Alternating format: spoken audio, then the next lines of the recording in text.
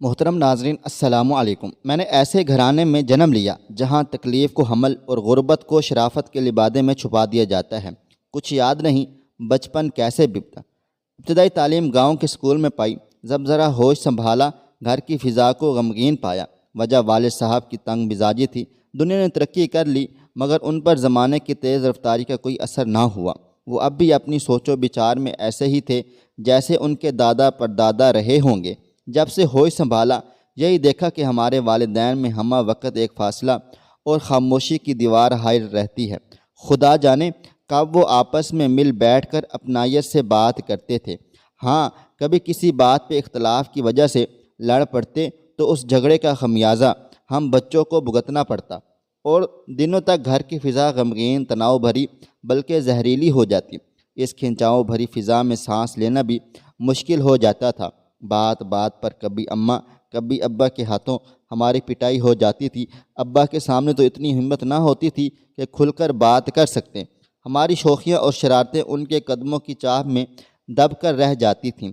گھر میں ہم 2 بہنیں اور 2 بھائی تھے۔ مجھے اللہ تعالیٰ نے اچھی صورت دی تھی، تبھی نوخیز عمر میں ہی رشتوں کا تانتا بند گیا تھا۔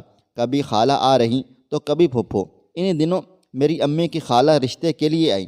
میرے والدین نے ان سے وعدہ کر لیا کہ وہ سدرا یعنی میرا رشتہ ان کے بیٹے مزمل کو دیں گے۔ بس پھر کیا تھا، لڑکیاں مجھ کو اس کے نام چھیڑنے لگیں۔ یہیں سے میرے دل میں منگیتر سے محبت کی ابتدا ہو گئی۔ میرا جی چاہتا تھا میں ایک نظر مزمل کو دیکھوں کہ وہ کیسا ہے۔ پھر یہ خواہش دل میں جڑ پکڑتی چلی گئی۔ مجھے اپنے ننیال والوں سے بہت محبت تھی۔ نانی جان ان دنوں کسی دوسرے شہر میں رہتی تھیں۔ میں اکثر گرمیوں کی چھٹیوں میں آس پاس پر ہو جاتی کہ شاید وہ لوگ بھی وہاں آ جائیں۔ میں اکثر اپنی کاپیوں پر ایم لکھتی رہتی۔ یہ کام عمر لڑکیوں کے مشغلے ہوتے ہیں۔ میں بھی انہی جذباتی لڑکیوں کی مانند خود کو ان مشغلوں سے بہلائے رہتی تھی۔ مزمل کی خیالی محبت نے میرے ارد گرد حصار سا بنا لیا تھا۔ میں نے اپنے روز و شب اس کے تصورات سے سجا رکھے تھے۔ وقت گزرنے کے ساتھ میرے ذہن میں اس کی محبت کے نقش گہرے ہوتے چلے گئے تھے۔ ممکن ہے یہ نوخیز عمر کی خود فریبی ہو، لیکن ان دنوں تو یہ بات زندگی اور موت کے سوال سے اہم لگتی تھی۔ آخر ایک دن خدا نے میری سن لی۔ ابا جان موٹر سائیکل کے حادثے میں زخمی ہو گئے تو مزمل ان کو دیکھنے تھوڑی دیر کے لیے ہمارے گھر آیا تھا۔ وہ ڈرائنگ روم میں بیٹھا تھا اور مجھے اس کے سامنے جانے سے بھی گھبراہٹ سی ہو رہی تھی۔ یوں وہ مجھے دیکھے اور بات کیے بنا واپس چلا گیا تھا۔ میں نامی جماعت میں تھی کہ خالہ ثریا اپنے بیٹے کی منگنے کی رسم کرنے کی غرض سے آ گئیں۔ جب ابا جان کو پتہ چلا کہ مزمل صرف 8ویں تک پڑھا ہے تو انہوں نے اس بات پر میرا رشتہ دینے سے منع کر دیا اور بولے لڑکا میٹرک پاس بھی نہیں ہے، میں بیٹی کا رشتہ اس کو کیوں کر دے سکتا ہوں۔ خالہ کو انکار کی توقع نہ تھی کہ بچپن میں بات طے ہو چکی تھی۔ ان کو بہت صدمہ ہوا اور وہ مجھے دل کے ساتھ واپس لوٹ گئی۔ ان کے اس طرح افسردہ جانے کا مجھ کو بے حد دکھ ہوا، لیکن میں اس دکھ کا اظہار کس سے کرتی؟ چپ کے آنسو بہا کر رہ گئی تھی۔ اب میں ہر اپنی ہتھیلیوں، کتابوں اور کاپیوں کے پنوں پر ایم لکھتی رہتی تھی۔ تبھی سنا کہ اس کی منگنی رشتہ داروں میں ہو گئی ہے۔ اس خبر کو سن کر مجھے ایسا محسوس ہوا جیسے کسی نے میری بہت قیمتی چیز چھین لی ہو اور اب میں خالی ہاتھ رہ گئی ہوں۔ میں نے شادی نہ کرنے کی قسم کھائی۔ جب بھی ہمارے گھر رشتے کے لیے کوئی آتا جی چاہتا کہ میں خودکشی کر لوں۔ بچپن سے جس کے خیال نے ذہن میں رنگ بھرے ہوئے تھے اس کو دل سے نکالنا میرے لیے محال تھا۔ میں اپنا غم اپنا دل میں چھپا لیا۔ اب جب بھی کوئی ہمجولی مجھے مزمل کے نام سے چھیڑتی تو میں آنسو پی کر رہ جاتی۔ نہیں چاہتی تھی کہ ان میں سے کسی کو اس بات کا علم ہو کہ میری شادی اب اس سے نہیں ہو رہی تاکہ میری سبکی نہ ہو۔ جب میں نے میٹرک کا امتحان دیا تو ثریا خالہ کے بڑے لڑکے فیاض کی شادی کا بلاوا آ گیا تھا۔ اپنے گھر والوں کے ہمراہ میں بھی دھڑکتے دل کے ساتھ اس کی شادی میں گئی تھی۔ معلوم نہیں تھا کہ مزمل اپنی منگنی ٹوٹنے کے بعد خوش ہے یا نہ خوش۔ میں تو بہرحال خیالی محبت کی آگ میں جل رہی تھی۔ اس کے گھر والوں کا رویہ ہمارے ساتھ اچھا تھا مگر وہ اکھڑا اور خاموش تھا۔ اس نے مجھ سے بالکل بھی کوئی بات چیت نہ کی۔ البتہ اس کی بہن رضیہ میرے ساتھ بہت دوستانہ انداز سے بات کرتی تھی۔ اس کی زبانی پتہ چلا کہ بھائی جان منگنی کرنا نہیں چاہتے تھے، لیکن والدین نے مجبور کر دیا۔ اب وہ بہت پریشان رہتے ہیں، کسی سے ہنستے بولتے نہیں، جیسے کوئی دکھ لگ گیا ہو۔ شاید مجھ سے رشتے سے انکار پر اس کی بھی وہی کیفیت ہوئی تھی جو میری ہوئی تھی۔ بارات والے دن اس کو مجھ سے بات کرنے کا موقع مل گیا۔ کہنے لگا، آپ تو امیر ہیں، ہم غریب ہیں، اس لیے آپ کے والد صاحب نے ہمیں ٹھکرا دیا ہے۔ میں نے اسے اپنی مجبوری بتائی کہ میں والد صاحب کے آگے مجبور ہوں، ورنہ بچپن سے دل میں بسا آپ کا خیال دل سے جاتا نہیں ہے۔ بس میں اتنا ہی اظہار کر سکی۔ اس نے بھی اپنے دل کا سارا غبار نکال دیا۔ کہنے لگا، یہ کتنا ظلم ہے۔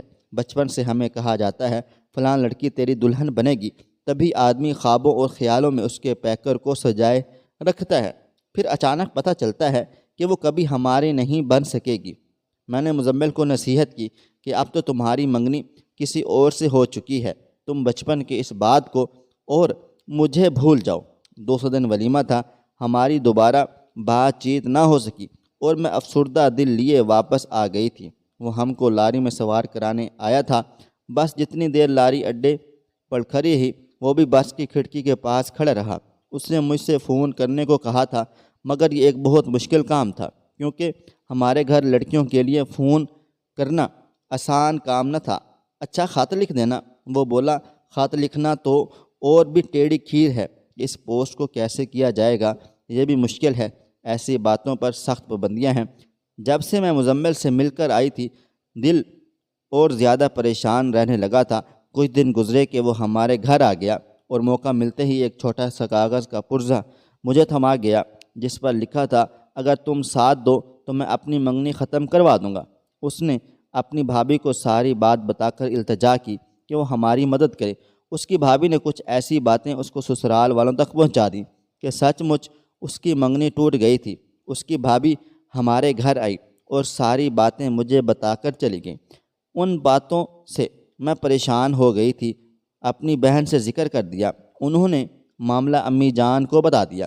امی جان نے بجائے معاملہ سلجھانے کے ابا جان کے حضور بڑھا چڑھا کر پیش کر دیا کہ ایسا نہ ہو مزمل کی منگنی ٹوٹنے کا الزام ہماری بچی پر لگ جائے اور خاندان بھر میں ہماری عزت دو کوڑی کی ہو کر رہ جائے۔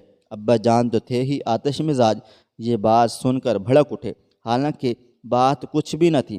نہ میں نے اور نہ مزمل نے محبت کی کوئی ریہرسل کی تھی یا ملاقاتیں کی تھیں۔ قدرت کی طرف سے ہمارے دلوں میں کی جو محبت موجود تھی وہ بھی انہی بزرگوں کی وجہ سے تھی، جو چاند طرح شفاف تھی۔ مزمل کو اس بات کا غم تھا کہ کم تعلیم کی وجہ سے اس کو ٹھکرا دیا گیا ہے، لہذا اس نے آگے پڑھنے کی کوششیں تیز کر دیں اور سپروائزر کی ٹریننگ بھی لے لی۔ اس دوران میں نے ایک سکول میں بطور ٹیچر ملازمت کر لی۔ اس دوران ہمارے درمیان ایک سہیلی کے ذریعے 3 خطوط کا تبادلہ بھی ہوا۔ میں نے اسے لکھا کہ رشتہ عزت سے طے کرنا ہے تو اپنے والدین کو پھر سے ہمارے گھر بھیجو۔ اسی طرح ثریا خالہ ایک بار پھر میرا ہاتھ مانگنے ہمارے گھر آ گئی تھیں۔ والد صاحب کو بھی ہماری محبت کا تھوڑا بہت علم ہو چکا تھا، لیکن ان کو جو باتیں میرے اور مزمل کے بارے میں بتائی گئیں وہ لگائی بجھائی کے روپ میں تھیں اور بالکل جھوٹ پر مبنی تھیں، جبکہ ابا جان نے اپنے اور ہم بیٹوں کے درمیان اتنا فاصلہ رکھا ہوا تھا کہ میں ان باتوں کی تردید بھی نہیں کر سکتی تھی۔ لہٰذا جب خالہ دوبارہ رشتہ مانگنے آئیں تو منہ کی کھا کر چلی گئی تھیں۔ ابا جان نے نہ صرف رشتہ دینے سے انکار کر دیا بلکہ تلخ لب و لہجہ میں انہیں ان کی کمتر حیثیت کا بھی احساس دلا دیا اور ان کے بیٹے کو نکما، بد کردار اور نہ جانے کیا کیا کہہ دیا۔ جس لڑکی سے اس کی منگنی ہوئی تھی ٹوٹی تھی وہ میرے والد کے رشتہ دار تھے۔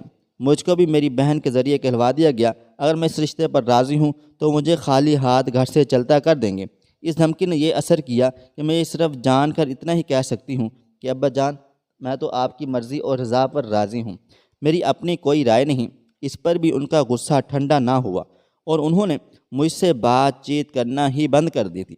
امی جان نے بھی سمجھداری نہ دکھائی بلکہ دن رات مجھے طعنوں کا نشانہ بنانے لگی، یہاں تک کہ بات بات پہ مجھے بھی جوتا اور چمٹا کھینچ مارتی تھی۔ میں حیران و پریشان تھی کہ میں نے ایسا کون سا قدم والدین کی مرضی کے خلاف اٹھا لیا ہے کہ ان کی بدسلوکی کی مستحق ٹھہری ہوں۔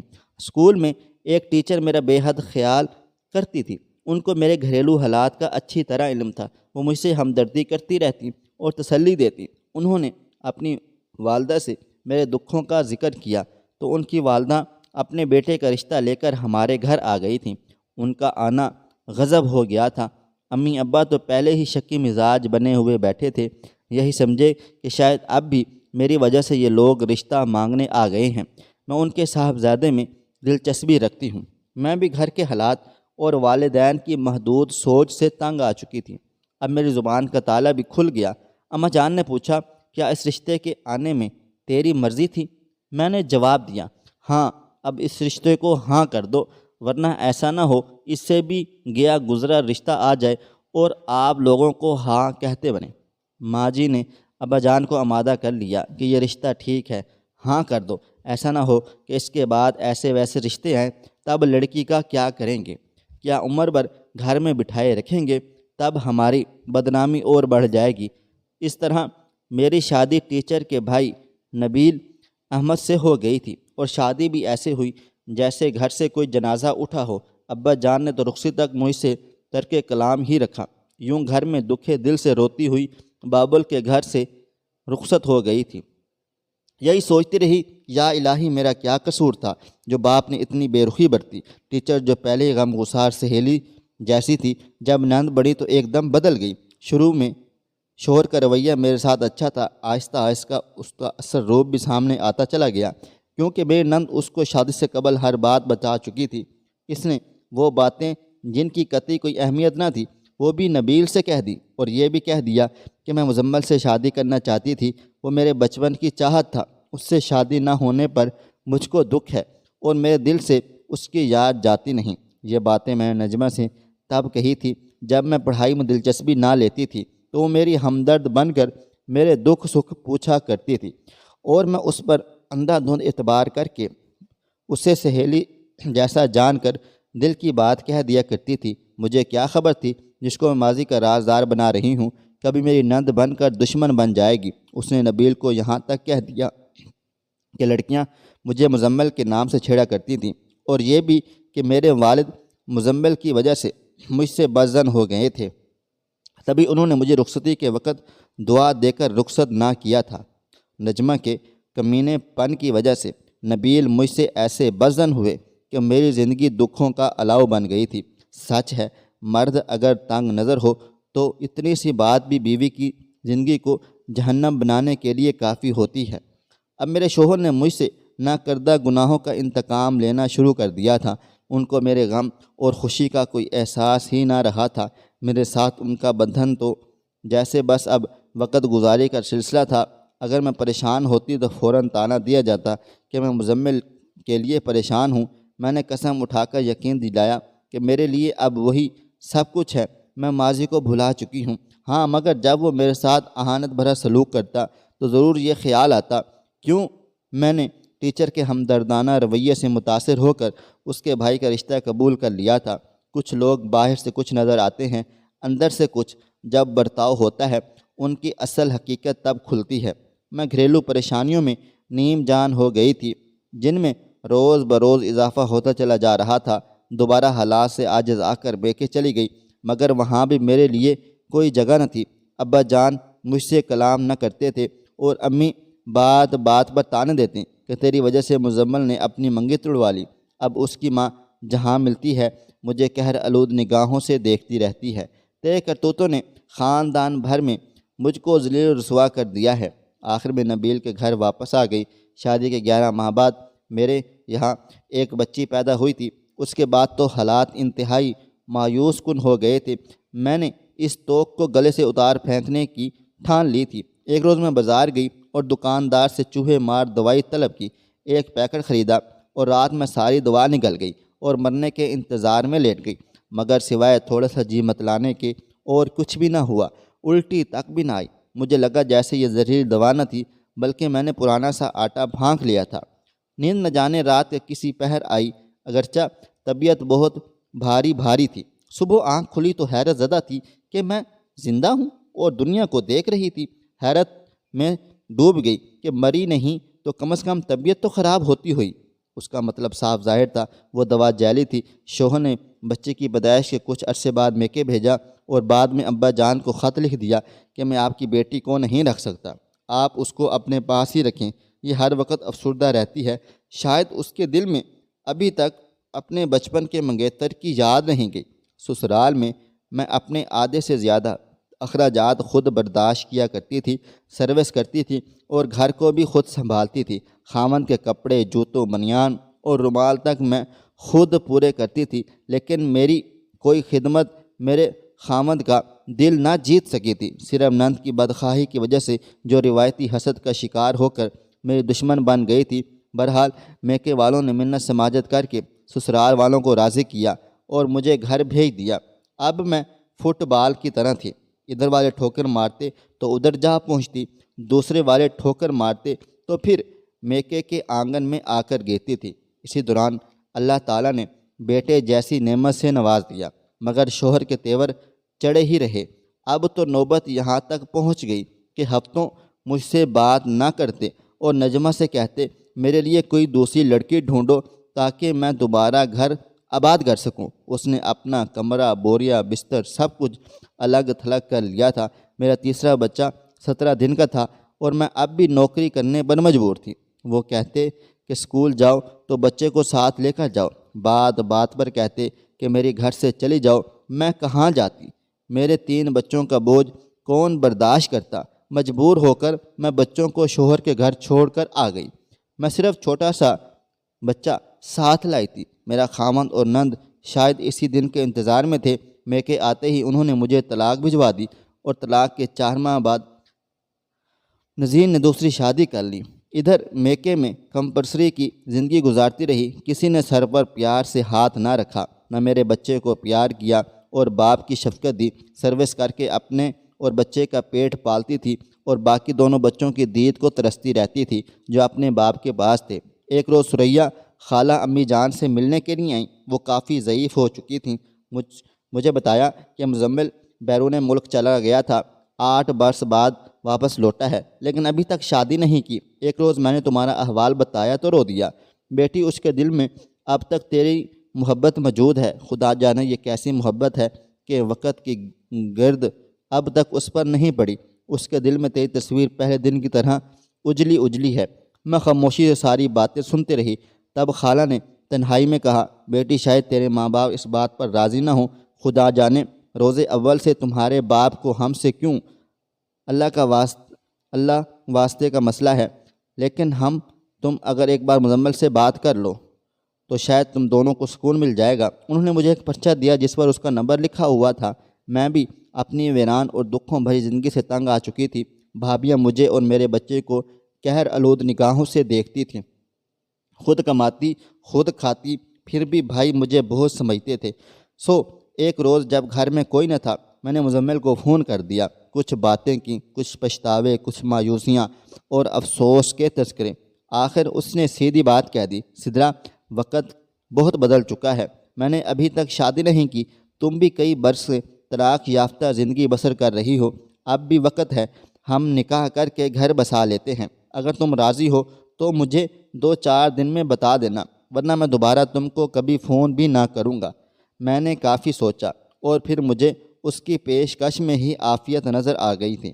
ابا ضعیفی اور بیماری سے جوجھ رہے تھے اور اماں کی بہوؤں کے آگے کیا چلتی۔ میں نے مزمل کو ہاں کہہ دی، البتہ پہلے امی سے مشورہ ضرور کیا تھا۔ تب انہوں نے ناک پر انگلی رکھ کر کہا، اے بیٹی، 40 سال کی ہو رہی ہو، اب کیا دوسری شادی تم کو زیب دے گی، وہ بھی اسی کے ساتھ جس کے ساتھ مفت میں بدنام ہوئی۔ لوگ باتیں کر کر کے ہمارا کلیجہ چھلنی کر دیں گے۔ اچھا اماں، ٹھیک ہے، میں ایسے ہی گزار لوں گی باقی زندگی بھی۔ ماں کو تو میں نے چپ کرا دیا، مگر میرا دل چپ نہ ہوا، وہ سسکے جاتا تھا۔ بچے بڑے ہو گئے تھے، باپ کے گھر میں پلے بڑے، ماں کے گھر کا راستہ بھول چکے تھے۔ میں نے تو حالات سے سمجھوتا کر لیا تھا۔ مزمل نے میری سلگتی تنہائی میں پھر سے پتھر پھینک دیا تھا۔ شاید اسے بھی تنہائی کا عذاب مٹانے کو کسی کی اشد ضرورت تھی، سہارے کی ضرورت تھی، سونے گھر میں کسی زندگی کی آرزو تھی۔ میں سوچا کرتی تھی کہ کون ہوگا جو بڑھاپے میں ساتھ دے گا، یہ دنیا والے یا میرے بچے جو میرے نہ رہے تھے، ان کو تو اب میری صورت بھی یاد نہ رہی ہوگی۔ پہلے کبھی دوسری شادی کا سوچا تک نہ تھا کہ میرے بچے دور سے ہی ان کے ذہن میں ماں کا تصور تو ہوگا، وہ کیا سوچیں گے، اور پھر لوگوں کی حقارت بری نگاہوں کی تاب کیوں کر لا سکوں گی کہ 40 برس کی ہو چکی ہوں۔ رشتہ داروں کی حقارت بھری باتیں میرے وجود کو ریزہ ریزہ کر دیں گی، اور آج جب تنہائی نے مجھے ریزہ ریزہ کر ڈالا تھا تو مجھے کوئی پوچھنے والا نہ تھا۔ تبھی میں دوبارہ شادی کے بارے میں سوچنے پر مجبور ہو گئی تھی۔ سوچا کہ اگر مرد دوسری شادی کر لے تو کچھ انوکھی بات نہیں، بیوی کا کفن تک میلا نہیں ہوتا اور دوسری شادی ہو جاتی ہے۔ پھر اگر عورت کر لے تو مجرم کیوں، یہاں تک کہ اس کی اپنی اولاد اسے نہیں بخشتی۔ میں تو فیصلہ کرنے سے ڈر رہی تھی۔ آخر مزمل نے ہمت بندھائی کہ دنیا والوں سے میں مقابلہ کر لوں گا، مگر بڑھاپا تنہا کاٹنا بھی ایک سزا ہے، کیوں نہ ہم دونوں مل کر اسے کاٹیں۔ تمہارے پاس تو اولاد جیسا نازک سہارا بھی نہیں، تیسرا بیٹا بھی باپ کی طرف اڑان بھرنے کی سوچ رہا ہے۔ تبھی میں نے اتنا بڑا فیصلہ کر لیا۔ آج لوگ مجھ سے خفا ہیں، کچھ مجھ پر ہنس رہے ہیں، لیکن مجھے کسی کی کوئی پرواہ نہیں۔ میرا شوہر میرا سہارا ہے۔ مزمل ہر قدم پر مجھ کو مضبوط تحفظ کا احساس دلاتا ہے۔ خدا کا شکر ہے میں نے وقت پر صحیح قدم اٹھا لیا۔ دنیا کا کیا ہے، بے سہارا عورتوں پر باتیں تو سب بناتے ہیں، برے وقت کام کوئی نہیں آتا۔ اگر دوسری شادی مرد کا حق ہے تو دین نے عورت کو بھی حق دیا ہے۔ عورت ماں نہیں بن سکتی، یہ سن کر مرد دوسری عورت سے شادی کر لیتا ہے۔ اگر یہی بات ایک مرد میں ہو کہ وہ باپ نہیں بن سکتا تو بھی عورت بے اولاد رہ لے گی، لیکن اپنے شوہر کو نہیں چھوڑے گی۔ اگر ایک شوہر کا ایکسیڈنٹ ہو جاتا ہے، وہ معذور ہو جاتا ہے، تب اس کی بیوی اس کو نہلاتی ہے، اس کے کپڑے بھی بدلتی ہے، لیکن جب عورت کا ایکسیڈنٹ ہو جائے تب اس عورت کی ماں یا بہن اس کا خیال رکھتی ہے، شوہر نہیں۔ جب آپ کسی عورت پر ظلم کرو تو ظلم کرنے سے پہلے سوچ لیا کرو کہ وہ بھی کسی کی بیٹی ہے، اس کو بھی درد ہوتا ہے۔ اگر ہمارے معاشرے میں ایک مرد عورت کو مارے تو سب کہتے ہیں کوئی بات نہیں، شوہر مارتے ہیں، لیکن اگر کسی عورت نے اپنے شوہر پر ہاتھ اٹھا دیا تو پھر وہی معاشرے کے لوگ کہتے ہیں یہ ایک شیطان عورت ہے۔ عورت ایک خوبصورت تحفہ ہے، اس کی قدر کرو، اس کی ناقدری کرنے والا کبھی بھی خوش نہیں رہ سکتا۔ کہتے ہیں ایک عرابی نے اپنی بیوی کو طلاق دے دی۔ کچھ لوگ اس کے پاس پوچھنے اور سبب معلوم کرنے کے لیے آئے کہ اس نے طلاق کیوں دی۔ وہ کہنے لگا کہ وہ ابھی عدت میں ہے، ابھی تک وہ میری بیوی ہے، مجھے اس سے رجوع کرنے کا حق حاصل ہے۔ میں اگر اس کے عیب تمہارے سامنے بیان کر دوں گا تو رجوع کیسے کروں گا؟ لوگوں نے انتظار کیا اور عدت ختم ہو گئی اور اس شخص نے رجوع نہیں کیا۔ لوگ دوبارہ اس کے پاس آئے تو اس نے کہا اگر میں نے اب اس کے بارے میں کچھ بتایا تو اس کی شخصیت مسخ کرنے کے مترادف ہوگا اور کوئی بھی اس سے شادی نہیں کرے گا۔ لوگوں نے انتظار کیا حتیٰ کہ اس عورت کی دوسری جگہ شادی ہو گئی۔ لوگ پھر اس کے پاس آئے اور طلاق کا سبب پوچھنے لگے۔ اس عرابی نے کہا اب چونکہ وہ کسی اور کی عزت ہے اور مروت کا تقاضا یہ ہے، میں پرائی اور اجنبی عورت کے بارے میں اپنی زبان بند رکھوں۔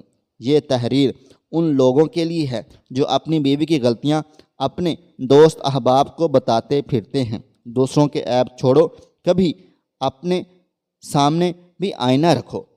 خواہش صرف اتنی ہے کہ کچھ الفاظ لکھوں جس سے کوئی گمراہی کے راستے پہ جاتے جاتے رک جائے، اور نہ بھی رکے تو سوچ میں ضرور پڑ جائے۔ پیارے دوستو، امید کرتا ہوں آپ کو یہ ہماری کہانی پسند آئی ہوگی۔ کہانی پسند آئی ہو تو ویڈیو کو لائک کریں، کومنٹس کریں، شیئر کرنا بالکل بھی نہ بھولیں۔ اور ہاں، اگر آپ اس چینل پر نئے ہیں تو اس چینل کو سبسکرائب ضرور کریں اور نوٹیفیکیشن کو ضرور دبا دیں تاکہ آنے والی کہانی سب سے پہلے آپ کو مل سکے۔ ملتے ہیں کل ایک نئی اور دلچسپ کہانی کے ساتھ، تب تک اپنا ڈھیر سارا خیال رکھیے گا۔ اللہ حافظ۔